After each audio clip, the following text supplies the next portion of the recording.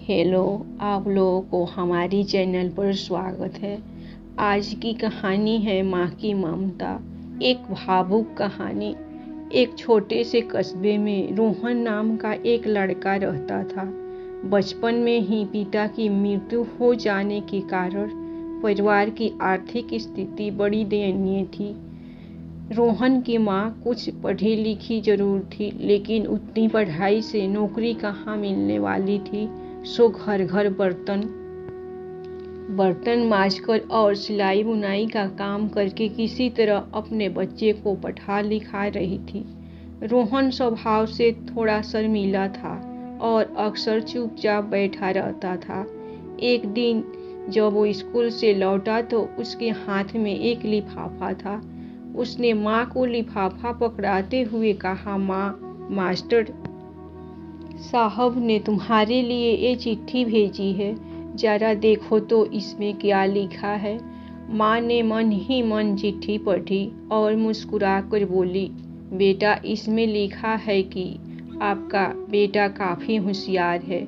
इस स्कूल के बाकी बच्चों की तुलना में इसका दिमाग बहुत तेज है और हमारे पास इसे पढ़ाने लायक शिक्षक नहीं है, इसलिए कल से आप इसे किसी और स्कूल में भेजें। यह बात सुनकर रोहन को स्कूल न जा सकने का दुख तो हुआ, पर साथ ही उसका मन आत्मविश्वास से भर गया कि वह कुछ खास है और उसकी बुद्धि तीव्र है।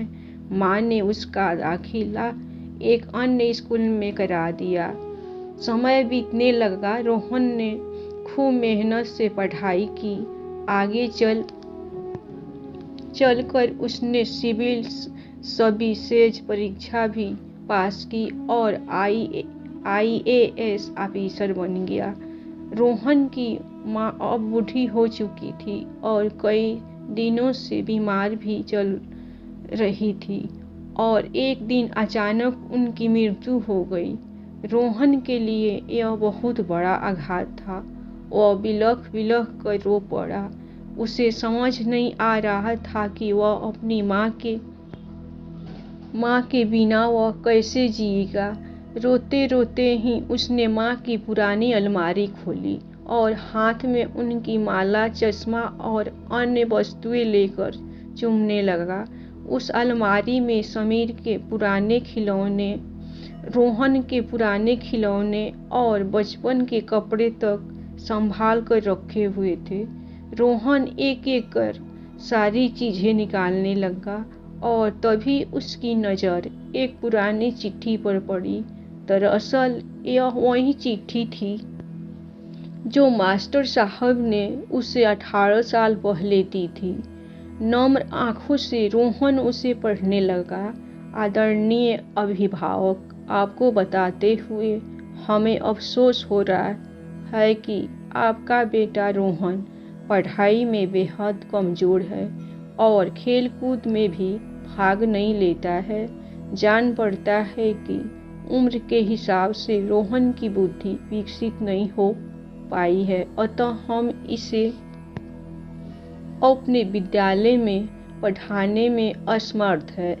आपसे निवेदन है कि रोहन का दाखिला किसी मंदबुद्धि विद्यालय में कराए अथवा खुद घर पर रखकर इसे पढ़ाए।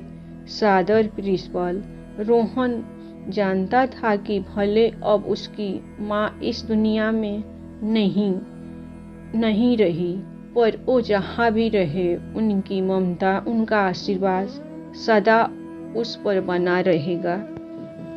भगवान सभी जगह नहीं हो सकते, इसलिए उसने माएँ बनाई। माँ से बढ़कर त्याग और तपस्या की मूर्त भला और कौन हो सकता है।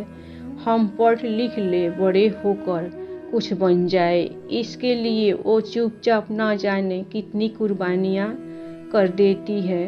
अपनी ज़रूरतें मार कर हमारे शौक पूरा करती है, यहाँ तक कि संतान बुरा व्यवहार करे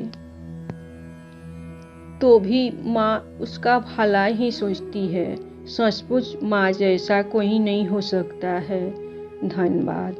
आप लोगों को मेरे तरफ से बड़ों को चरण स्पर्श तथा छोटों को ढेर सारी प्यार। मेरी ये कहानियाँ आप लोग को पसंद आए तो मेरे चैनल को सब्सक्राइब जरूर कीजिए।